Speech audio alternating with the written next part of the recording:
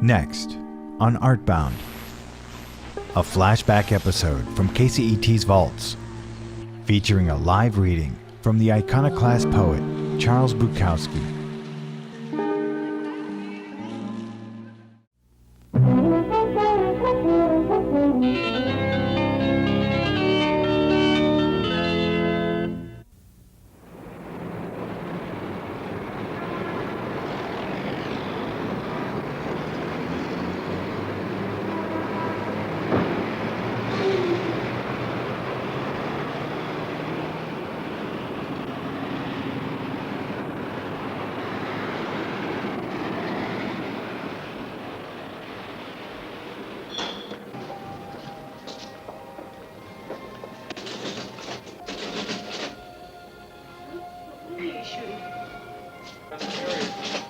What?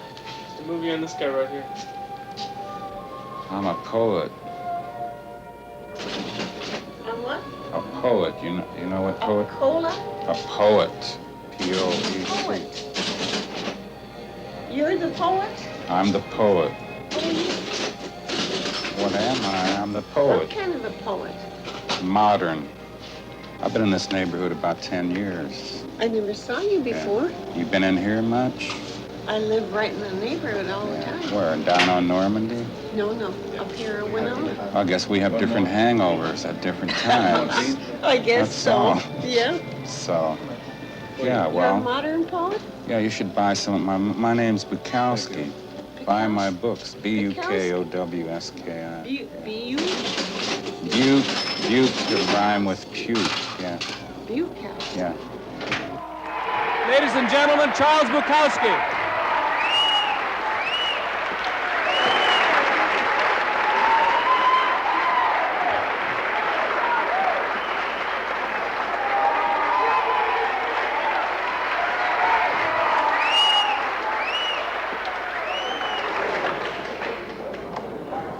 This is Charles Bukowski.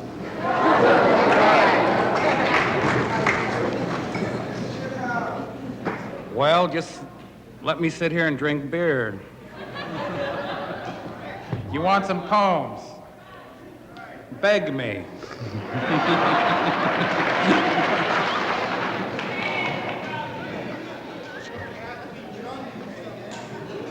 Amplitude, do you hear me? All right. I look good? That's better. Okay, let's get started. What the hell? Come on. Let's collect our money and get the hell out of here and really make it. Number one, the rat. With one punch, at the age of 16 and a half, I knocked out my father. A cruel, Chinese bastard with bad breath. And I didn't go home for some time, only now and then to try to get $1 from dear Mama. It was 1937 in Los Angeles, and it was a hell of a Vienna. I ran with these older guys, but for them it was the same, mostly breathing hard air and robbing gas stations that didn't have any money. And a few lucky among us worked part-time as Western Union messenger boys. We slept in rented rooms that weren't rented, and we drank ale and wine with the shades down, being quiet. And then awakening the whole building with a fist fight, breaking mirrors and chairs and lamps, then running down the stairway just before the police arrived. Some of us soldiers of the future, running through those empty, starving streets and alleys of Los Angeles. And all of us getting together later in Pete's room, a small cube of space under a stairway. There we were, packed in there, without women, without cigarettes, without anything to drink, while the rich pawed away at their many choices, and the young girls left them, the same girls who spit at our shadows as we walked past. It was a hell of a Vienna. 3 of us under that stairway were killed in World War II. Another one is now a manager of a mattress factory. Me, I'm 30 years older. The town is 4 or 5 times as big, but just as rotten. And the girls still spit on my shadow. Another war is building for another reason. I can hardly get a job now for the same reason I couldn't then. I don't know anything. I can't do anything. Sex? Well, just the old ones knock on my door after midnight. I can't sleep, and they see the lights and are curious. The old ones, their husbands no longer want them. Their children are gone.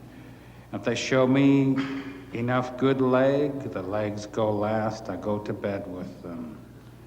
So the old women bring me love, and I smoke their cigarettes as they talk. And then we go to bed again, and I bring them love.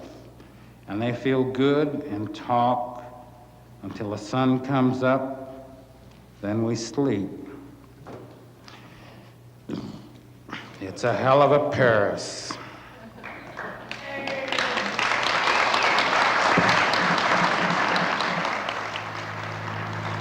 Yeah, this is it. This is a neighborhood. You know, I was a postal clerk and a carrier. I've been around. I know this town. And I used to I probably carried mail right on this street 6 times. I used to work all the stations as a sub. Yeah. I probably carry this street right here, you know. I know the town. For how long? Oh, I only carried 3 or 4 years. I was a clerk the rest of the time. But still, you know it that way. You learn the zone numbers. You get the stink of L.A. in your bones, you know? You know it. I think if I went to any other town, I couldn't write. You know, I got my roots on in. Post office was a hard gig, you know. I'd work all night, you know, 11 years clerking. Then I had to write. Get up and start drinking and writing, then go to work. Same thing, get up, drink and write. I had a little luck. Finally, I had to quit. You know why? I couldn't lift my arms anymore. They wouldn't lift up after a night's work. So I said, either gotta get out of there or die, go crazy. I've been lucky. I get the rent, minor royalties, 20, 25-buck checks, you know, underground newspapers. Yeah, I make it. I don't know how long it's gonna last. It's more real than what I was doing. At least it's all my time, you know? I get up when I want. I think the gods have been kind of good to me. Just kept me where I belong. Kept me where I belong. Not too much. Just right, you know? I can walk down the street, nobody knows me. Except the guys in the liquor store, they read something in the LA Times. Something came out. I'll go in for a beer, you know, buy some beer. This guy says, "Wings of Song." He knows me.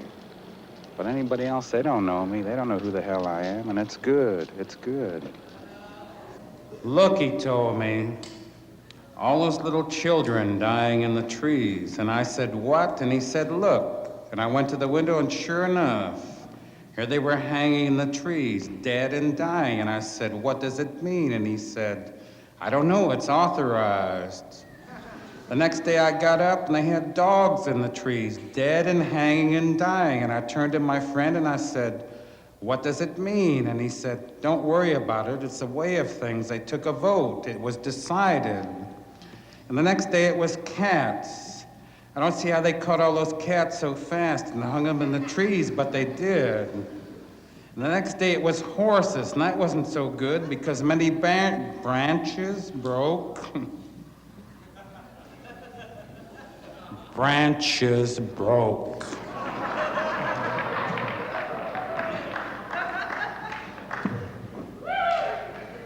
And after bacon and eggs the next day, My friend pulled his pistol on me across the coffee and said, "Let's go." And we went outside. And here were all these men and women in the trees, most of them dead or dying. And he got the rope ready, and I said, "What does it mean?" And he said, "It's authorized, constitutional. It passed the majority." And he tied my hands behind my back, then opened the noose. "I don't know who's going to hang me," he said, "when I get done with you. I suppose when it finally works down, there'll be just one left and he'll have to hang himself." "Suppose he doesn't?" I asked. "He has to," he said. "It's authorized." "Oh," I said, "well, let's get on with it."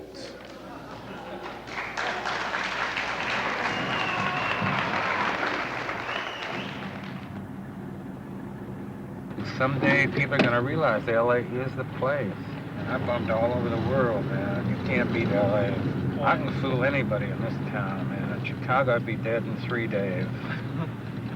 No, I mean, this is a town where you can hustle.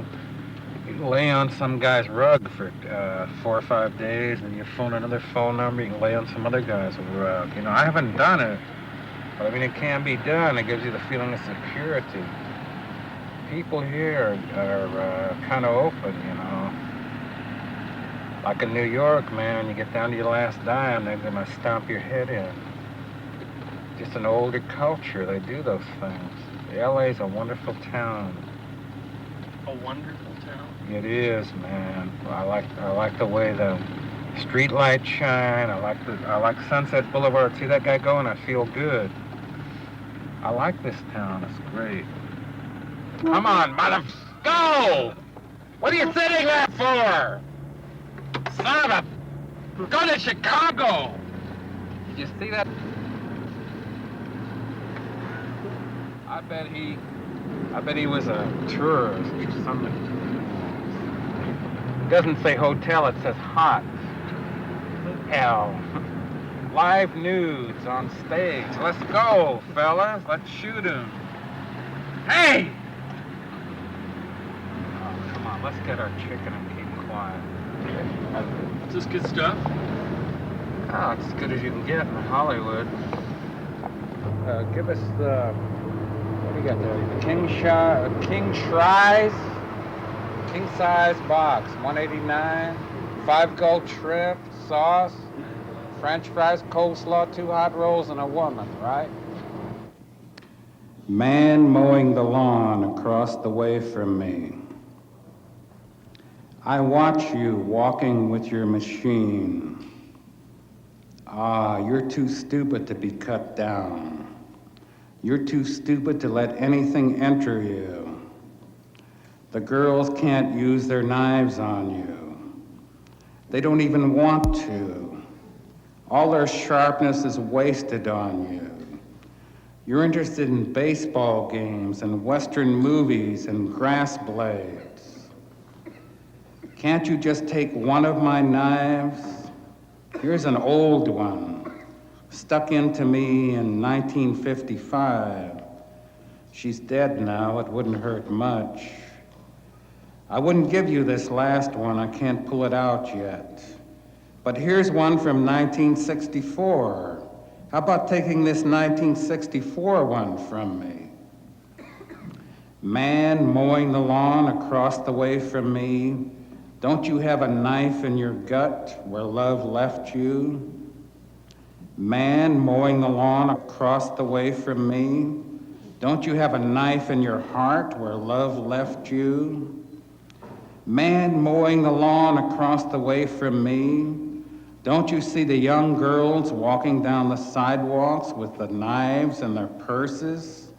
Don't you see their beautiful asses and knees and ankles and eyes and dresses and motions? Man mowing the lawn across the way from me. Is that all you see, those grass blades? Is that all you hear, the turning of the mower? I can see all the way to Italy, to Japan, to the Honduras. I can see the young girls sharpening their knives. in the morning, and at noon, and at night, and especially at night.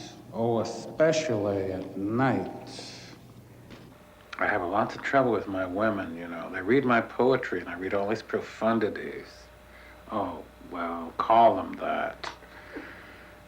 Then, you know, you get in bed with them, you talk with them, you live with them for 4 or 5 days, and they're waiting for you to say these grand statements. You know, you march across the room, and you're supposed to say, "Death has 12 wings like the angel of hell." But people aren't built that way. You say, "Hey, baby, why don't you make me a cup of coffee?" Well, that's not very poetic. And they don't understand that. They read your poetry and they expect you to go marching around with flames coming out of your ass and your ears, making all these statements. Well, human nature's not like that. Because you save your balls and your juice for that typewriter.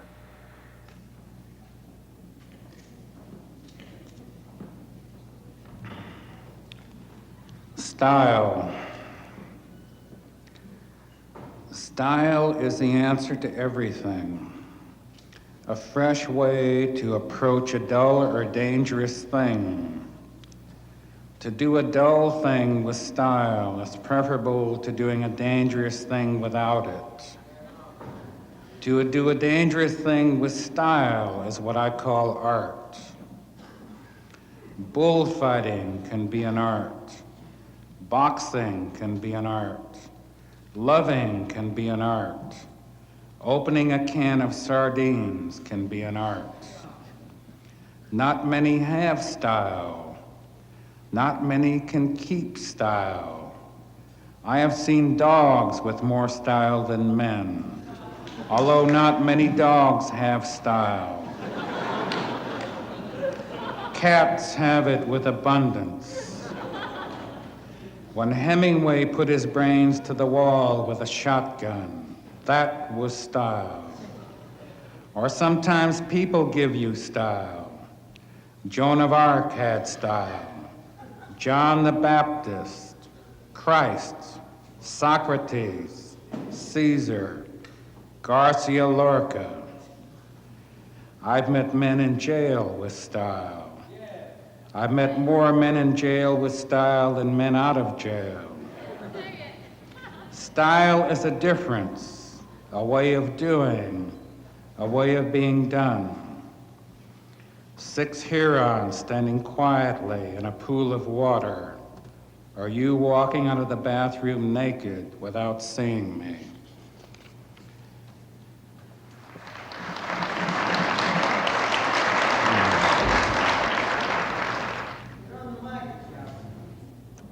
Do I know you?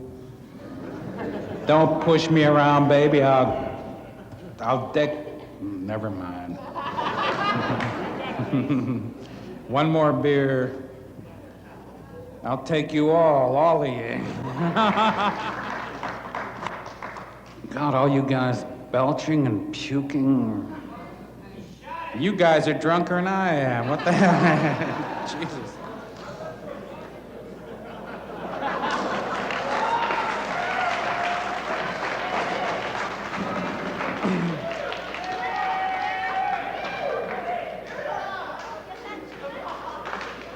Lips.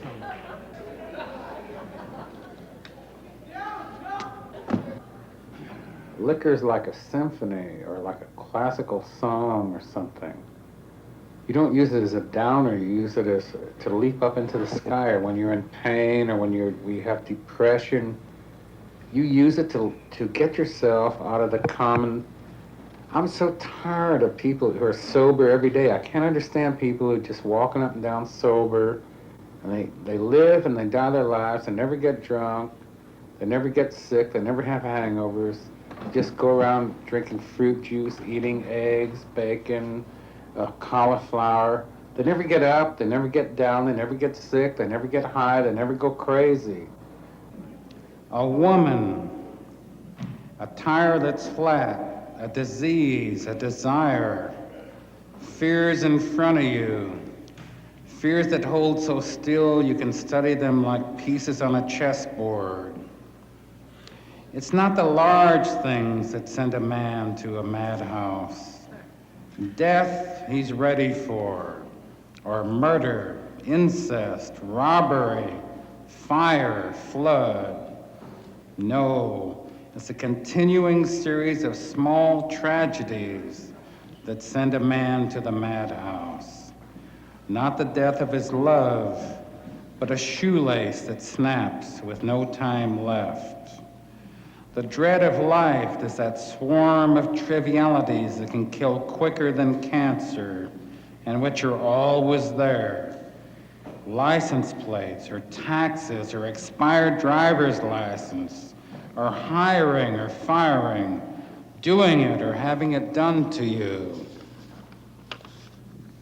Or constipation, speeding tickets, rickets, or crickets, or mice, or termites, or roaches, or flies, or a broken hook on a screen, or out of gas, or too much gas.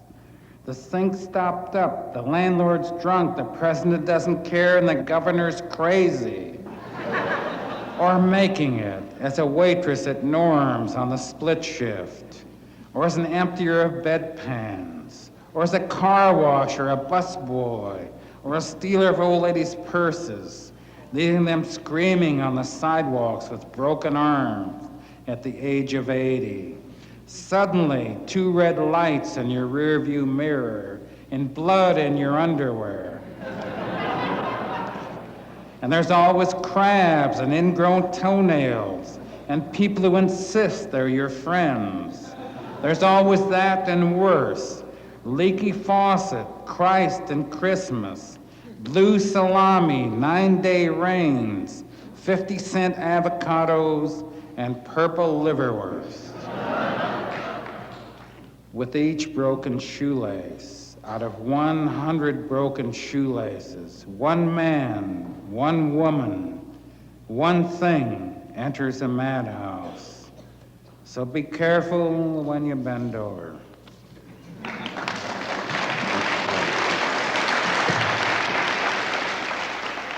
Everybody was disgusted with poetry. You know, when I was a kid, the poet is a sissy. The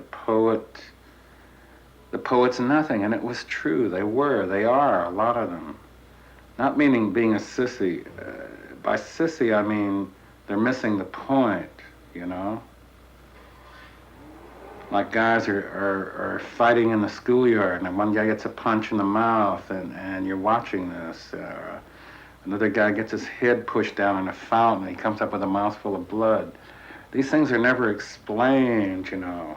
The realities were never explained. Everything was hidden in poetry. The reason I kept writing was not because I was so good, but because they were so damn bad. Yeah. Some of these poems are serious, and I have to apologize for those because I know most crowds don't like serious poems.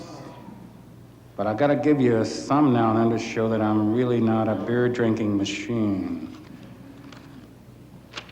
Yeah, okay. I'm begging the question, forget it. The last days of the suicide kid. I can see myself now, after all these suicide days and nights, being wheeled out of one of these sterile rest homes. Of course, this is only if I get famous and lucky, by a subnormal and bored nurse. There I am sitting upright in my wheelchair, almost blind, eyes rolling backward into the dark part of my skull, looking for the mercy of death. Isn't it a lovely day, Mr. Bukowski? Oh, yeah. The children walk past, and I don't even exist. And the lovely women walk by with big hot hips and warm buttocks and tight hot everything, praying to be loved, and I don't even exist. It's the first sunlight we've had in 3 days, Mr. Bukowski. Oh, yeah. And there I am, sitting upright in my wheelchair, myself whiter than this sheet of paper, bloodless, brain gone, gamble gone, me, Bukowski gone. Isn't it a lovely day, Mr. Bukowski? Oh, yeah. Pissing in my pajamas, slop drooling out of my mouth. 2 young schoolboys run by. Hey, did you see that old guy? Christ, yes, he makes me sick. After all the threats to do so, somebody else has committed suicide for me, at last. The nurse stops the wheelchair, breaks a rose from a nearby bush, puts it in my hand. I don't even know what it is. It might as well be my pecker for all the good it does. Of course, that's never gonna happen, you know.